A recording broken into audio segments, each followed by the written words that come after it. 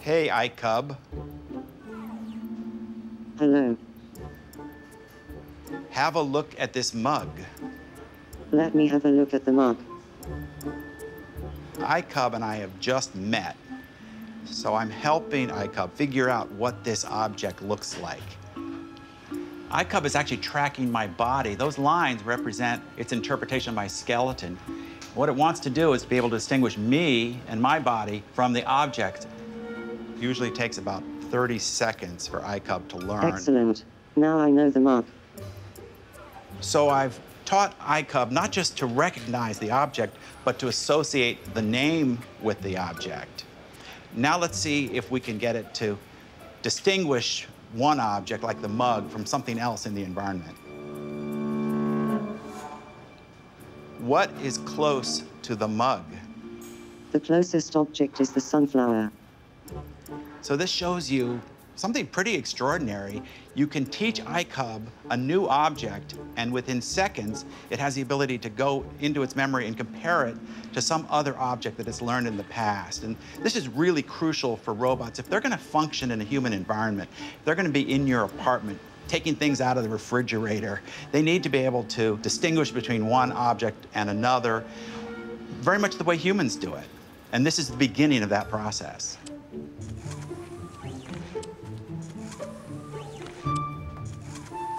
So the key thing about the iCub is that it learns. We don't think we can program all the features and functionalities and intelligence that we need for an autonomous robot. So the best way is actually to go through learning. So have the robot collect enough data, like vision, like touch, like experience with manipulating objects, and learn to recognize them and making a lot of mistakes and eventually learning how to solve problems. It's a bit like a child. You learn through play. The idea with the robot was exactly the same. This version of iCub has an improved vision system that allows it to sense movement and, in a sense, to pay attention to them. That may not be the proper scientific term, but that's what it feels like.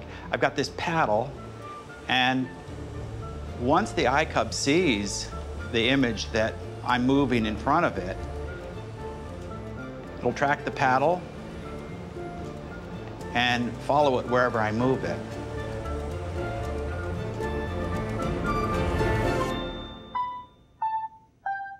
iCub's learning system isn't specific to any one task. That means it can learn many different kinds of things, such as playing the piano,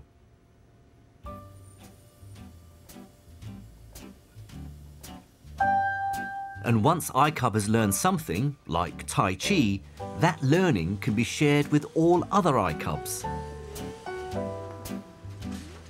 In the future, even a brand new robot will come with a vast amount of experience pre-installed, and that's how robots will finally become commonplace.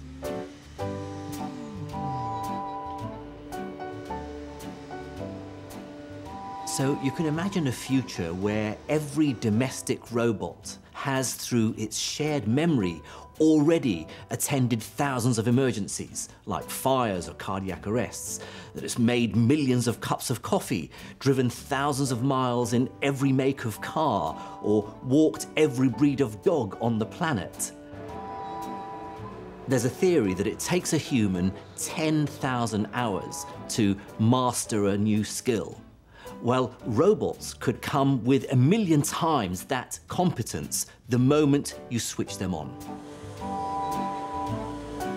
I think robots are going to be one of those technologies that seems to be coming online kind of slowly until all of a sudden they're everywhere. So, will robots take over the world? Might they, like in so many movies, rise up against us?